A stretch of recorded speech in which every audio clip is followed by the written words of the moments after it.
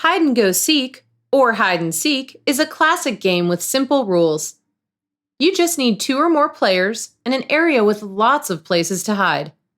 If you're playing in someone's house, make sure to set some clear rules ahead of time about any places that are off limits for hiding, such as areas that might be dangerous or that you want to keep private. To get started, choose someone to be it, or the seeker.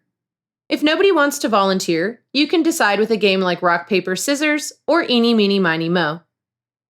Next, have the seeker stand at a spot you've chosen to be home base with their eyes closed. While they slowly count to a number you've all agreed on, like 20 or 50, all the other players must run and hide. Once the seeker is done counting, they'll shout, "Ready or not, here I come," to let the other players know they're on the move. Everyone else should stay still and quiet so it's harder for the seeker to find them. The first person to be found will become it for the next round.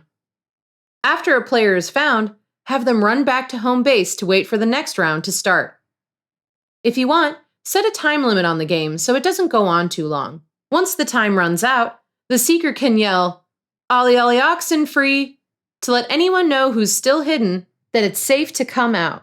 To make the game more interesting, try adding some fun variants to the usual gameplay. For instance, hiders who have been found can join the seeker's team and help find the rest of the hidden players. Or you can put the players who have been found in jail, and then have the players who still haven't been found sneak in and let them out. After they're released, the captured players can go back into hiding.